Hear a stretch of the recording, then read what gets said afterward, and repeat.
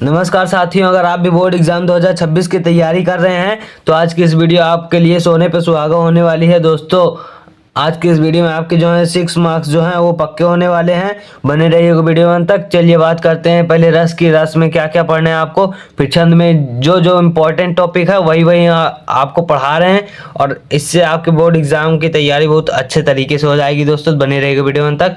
चलिए बात करते हैं हास्य रस क्या होता है हमारा, ये काफ़ी इंपॉर्टेंट है।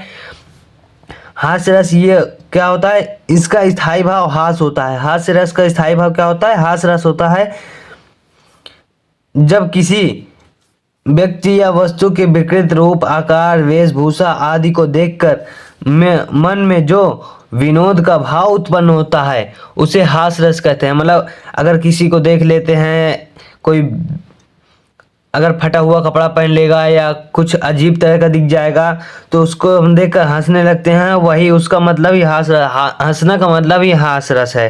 तो चलिए जैसे उदाहरण में देख लेते हैं। उदाहरण में क्या है, हाथी जैसी दें, गैंडे सी चाल, तरबूजे सी खोपड़ी, खरबूजे से गाल। अब दोस्तों ये उदाहरण आपको देखकर पढ़ने में मज़ा तो आया ही होगा। हाथी जैसी देह अगर किसी की हो, और गैंडी सी चाल, जैसे गैंडा चलता है उसकी जैसी चाल हो, और तरबूजे सी खोपड़ी और खरबूजे जैसे गाल हो, तो उसको देखकर आप सभी हंसेंगे ना। अगर हंसेंगे तो लाइक भी कर दीजिए इसी बात पर। आगे क्या है हमारा, दूसरा आता है करुण रस। करुण रस क्या होता है, करुण रस का मतलब दुखी होना, किसी चीज को खो जाने पर या किसी के खो जाने पर दुखी होना, कुछ वस्तु के खो जाने पर। तो आगे इसमें है क्या, इसका स्थायी भाव क्या होता है, शोक होता है। इसका स्थायी भाव क्या होता है, शोक होता है। जब किसी प्रिय व्यक्ति या वस्तु के बिछड़ जाने से हृदय में जो शोक का भाव अर्थात दुख का भाव उत्पन्न होता है उसे ही करुण रस कहते हैं। चलिए उदाहरण के तरीके समझाते हैं। इसमें उदाहरण में क्या है, मणि खोए भुजंग सी जननी, फंसा पटक रही थी शीस, अंधी आज बनाकर मुझको किया न्याय तुमने जगदीश। अर्थात इसका मतलब क्या है, मणि खोए भुजंग सी जननी, मतलब जननी मतलब माता होता है, भुजंग मान लीजिए सांप हो गया। तो जो नागिन या सांप की माँ होती है उसकी अगर मणि खो जाती है तो अपना फन पटक पटक कर, अपना मतलब जैसे हम लोग माथा पीटते हैं ना, वैसे वो पटक पटक रही थी, फन फन सा पटक रही थी शीश, और कहती है अंधी आज बनाकर मुझको किया न्याय तुमने जगदीश, की हे जगदीश ये तुमने कैसा न्याय किया है मुझे अंधी बनाकर। तो दोस्तों आपको उदाहरण पढ़ने से ही समझ में आ रहा होगा, जिस भी उदाहरण में अगर दुख का भाव उत्पन्न हो रहा है या किसी श्लोक में दुख का भाव उत्पन्न हो रहा है तो वो कौन सा रस होगा, हमारा करुण रस होगा। तो चलिए अब बात करते हैं श्रृंगार रस। श्रृंगार रस तो आपको काफ़ी अच्छे से समझ में आएगा, क्योंकि श्रृंगार रस का मतलब यह है किसी चीज़ का श्रृंगार करना या किसी आनंद का भाव उठना, वही है श्रृंगार रस। तो आगे क्या है इसमें, जब विभाव, अनुभाव और संचारी भाव का संयोग होता है तो रति नामक स्थायी भाव से श्रृंगार रस की उत्पत्ति होती है। चलिए उदाहरण से समझाते हैं इसको भी। अब अगर किसी उदाहरण में या कहीं आपको कोई लाइन पढ़ने में एक प्रेम का भाव उत्पन्न होता है तो वही श्रृंगार रस होता है। जैसे इसमें उदाहरण दिया है, ये रेशमी जुल्फें, ये शरबती आंखें, इन्हें ही देखकर जी रहे हैं सभी। तो ये दोस्तों इसको पढ़ने में आनंद आ रहा है, एक सॉन्ग की तरह फील हो रहा है, एक प्रेम की तरह फील हो रहा है, तो वही श्रृंगार रस होता है। अगर कहीं भी प्रेम की बातें हो या किसी चीज़ को पढ़ने में जो आनंद की प्राप्ति होती है कोई पाठ को, तो वही श्रृंगार रस होता है। आगे क्या है, आगे हमारा है वीर रस। वीर रस का मतलब क्या होता है, जहाँ साहस की बात की जाए, युद्ध की बात की जाए और उनकी बातें सुनकर हमें एक उत्साह मिलता है, तो वही क्या होता है, वीर रस होता है, सॉरी। तो इसमें क्या लिखना है, जब विभाव, अनुभाव और संचारी भाव का संयोग होता है तो उत्साह नामक स्थायी भाव से वीर रस की उत्पत्ति होती है। इसमें उदाहरण में क्या है, बुंदले हर बोलों के मुंह, हमने सुनी कहानी थी, खूब लड़ी मर्दानी वह तो झांसी वाली रानी। अब झांसी की रानी की बात सुनने के बाद हमारे मन में भी बहुत सारा उत्साह भर जाता है, काश हम भी होते वहाँ पे तो हम भी ऐसे ही लड़ते। वही उसी का मतलब ही होता है वीर रस दोस्तों। अब बात कर लेते हैं अलंकार क्या है। अलंकार भी काफ़ी इंपॉर्टेंट टॉपिक है और इससे भी इन तीनों टॉपिक से आपके दो दो मार्क्स होते हैं, टोटल मिलाकर 6 मार्क्स हो जाता है। तो आगे क्या है, अनुप्रास अलंकार। अनुप्रास अलंकार बहुत ही सरल है, बहुत ही अच्छे से समझ में आएगा दोस्तों, बने रहिएगा वीडियो अंत तक। क्या है, जहां पर किसी एक ही व्यंजन वर्ण की आवृत्ति बार बार होती है वहां पर अनुप्रास अलंकार होता है। जैसे देख लीजिए उदाहरण में, काफी हद तक दोस्तों अगर आप उदाहरण समझ लेते हैं तो आपको इसको रटने की जरूरत नहीं है। अगर उदाहरण समझ में आ गया तो ये ऑटोमेटिक याद हो जाएगा। तो चलिए, है क्या, पहले उदाहरण हमारा, तरनी तनुजा तट तमाल तरुवर बहुछाए। अब इसमें देख सकते हैं आप, ता ता ता ता ता, एक ही वाक्य में कई बार एक ही वर्ण आया है, एक ही व्यंजन वर्ण आया है, तो उसी को क्या कहेंगे, अनुप्रास अलंकार कह देते हैं। और जैसे दूसरे वाले में देख लीजिए, रघुपति राघव राजा राम, इसमें भी देखिए रा रा रा रा, इसमें भी आया है, एक ही शब्द की आवृत्ति बार बार हुई, मतलब एक ही शब्द बार बार आ रहा है, तो वही क्या है, अनुप्रास अलंकार होता है दोस्तों। अब बात करते हैं आगे, हमारा क्या है, यमक अलंकार। तो यमक अलंकार क्या होता है, जहां पर दो शब्दों की आवृत्ति बार बार होती है, मतलब कोई वाक्य हो जहां दो शब्द हो सेम हो और उन्हीं की आवृत्ति बार बार होती है, वहीं क्या होता है, यमक अलंकार होता है। लेकिन क्या होता है, उनका अर्थ जो होता है वो भिन्न भिन्न होता है, मतलब अलग अलग होता है, वहां पर क्या होता है, यमक अलंकार होता है। जहां पर दो शब्दों की आवृत्ति बार बार होती है लेकिन उनका अर्थ भिन्न भिन्न होता है, वहां पर क्या होता है, यमक अलंकार होता है। चलिए उदाहरण के माध्यम से समझाते हैं आपको, क्योंकि खास उदाहरण ही होता है। अगर उदाहरण समझ आ गया तो ये समझ में आ गया, इसको रटने की जरूरत नहीं होगी आपको। क्या है, कनक कनकते सौ गुनी मादकता अधिकाय, यही खाए बहुराय जग यही पाए बहुराय। अब यहाँ पे एक कनक का अर्थ क्या है दोस्तों, धतूरा है, और एक कनक का अर्थ है सोना। अगर कोई कनक अर्थात सोना अगर पा जाता है कोई व्यक्ति तो वो भी बहुरा जाता है, और अगर कोई धतूरा खा लेता है तो वो भी बहुरा जाता है। तो यहाँ कहने का मतलब यही है। और यहाँ पे देख सकते हैं, एक ही शब्द की आवृत्ति बार, मतलब दो शब्दों की आवृत्ति बार बार होती है लेकिन वहाँ पर अर्थ भिन्न भिन्न होता है। यही एक शब्द है जो बार बार आया है। तो आगे क्या है, दूसरा क्या है उदाहरण हमारे में देख लीजिए, ये भी बहुत ही सरल और सुंदर सा उदाहरण है, काली घटा का घमंड घटा। अब यहाँ घटा का मतलब एक बादल होता है, वो काली घटा का मतलब बादल हो गया, और एक घटा का मतलब घटना, मतलब कम होना, वही है। तो काली घटा का घमंड घटा, यही है। आगे क्या है हमारा, श्लेष अलंकार क्या होता है, जब किसी शब्द का एक बार प्रयोग किया जाए और उसके एक से अधिक अर्थ निकले तो वहाँ क्या होता है, श्लेष अलंकार होता है। मतलब जब किसी एक शब्द का प्रयोग किया जाए और वहाँ पर उसके अर्थ दो दो निकले या उससे अधिक निकले तो वहाँ पर क्या होता है, श्लेष अलंकार होता है। अब इसका भी उदाहरण से समझा देते हैं, बहुत अच्छे से समझ आ जाएगा दोस्तों। क्या है, रहीमन पानी राखिए बिन पानी सब सून, पानी गए ना उबरे मोती मानुष चून। अब यहाँ पर देखिए क्या कह रहा है, रहीमन पानी राखिए, मतलब रहमान पानी राखिए, बिन पानी सब सून, बिना पानी के कुछ नहीं है, और पानी गए ना उबरे मोती मानुष चून।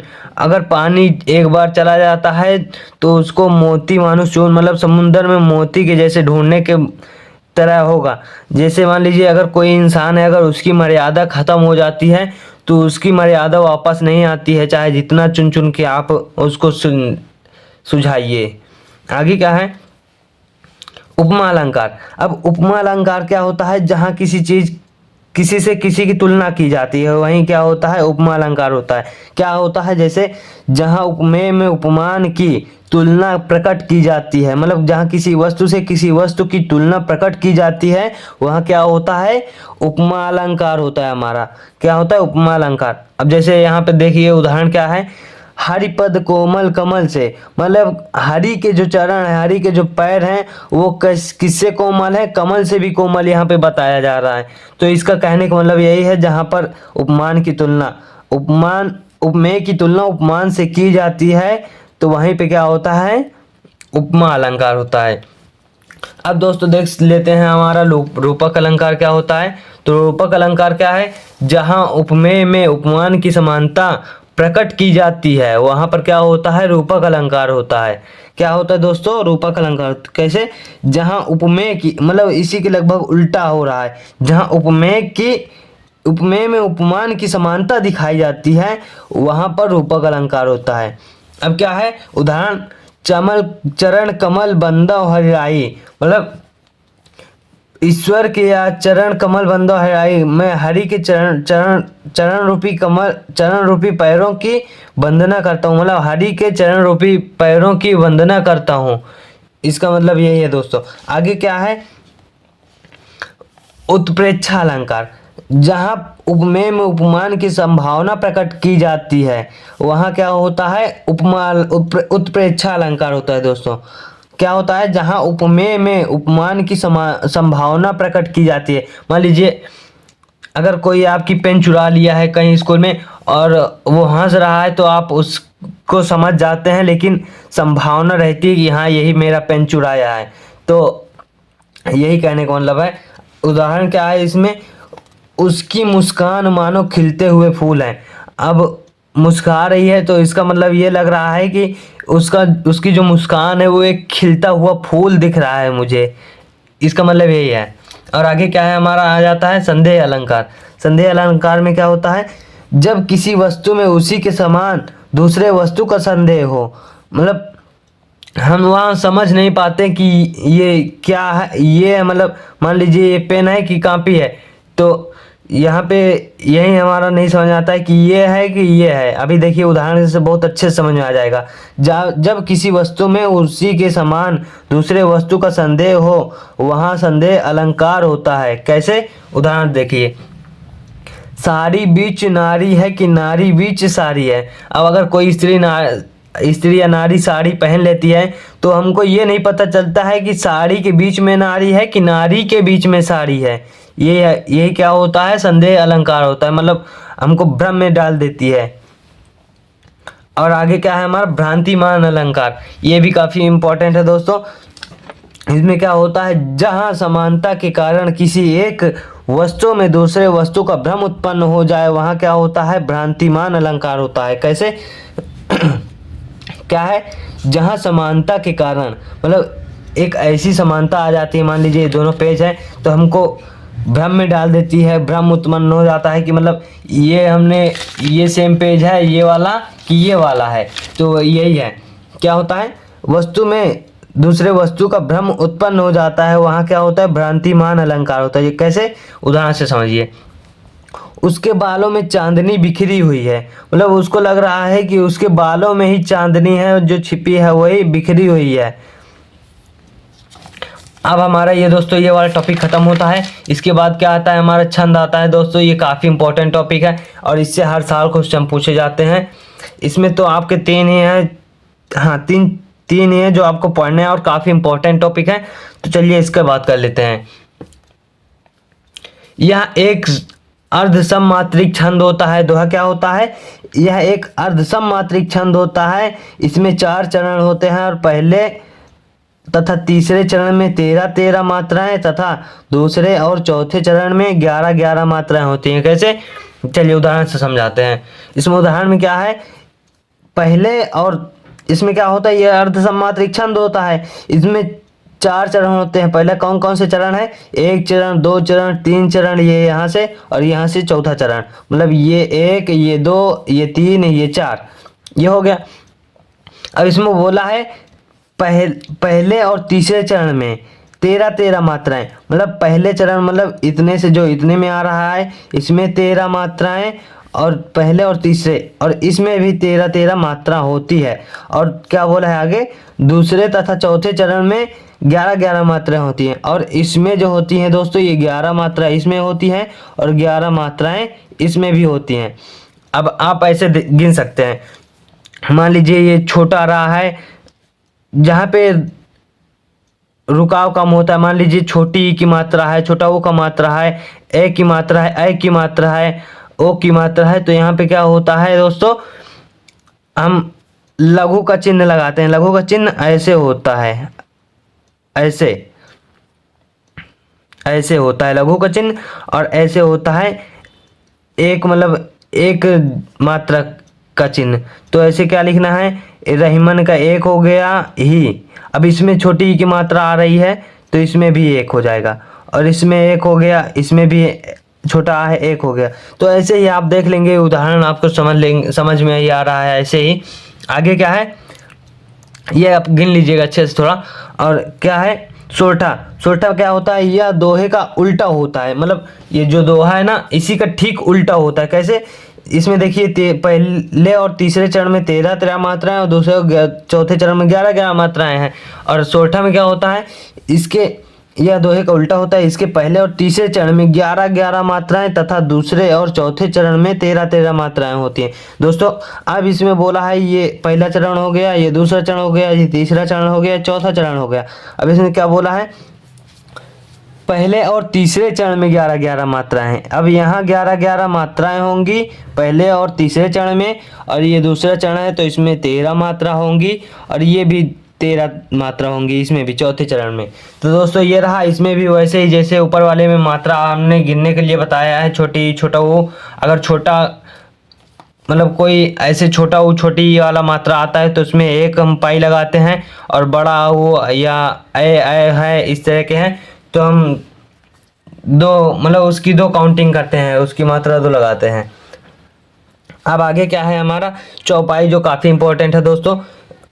तो इसमें क्या है, यह सममात्रिक छंद है। इसमें 4 चरण होते हैं और प्रत्येक चरण में 16 मात्राएं होती हैं।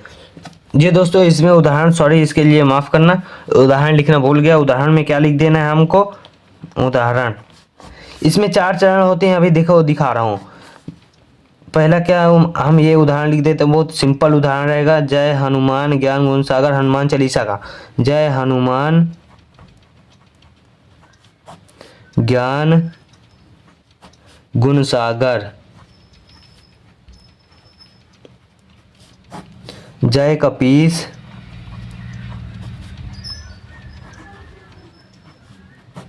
तिहुलोक उजागर, रामदूत। क्या लिखना है दोस्तों, जय हनुमान ज्ञान गुण सागर, जय कपीस तिहुलोक उजागर, और आगे क्या लिखना है, रामदूत अतुलित बलिधामा,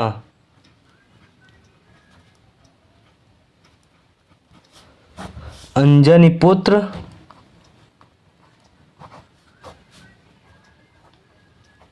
पवन सुतनामा।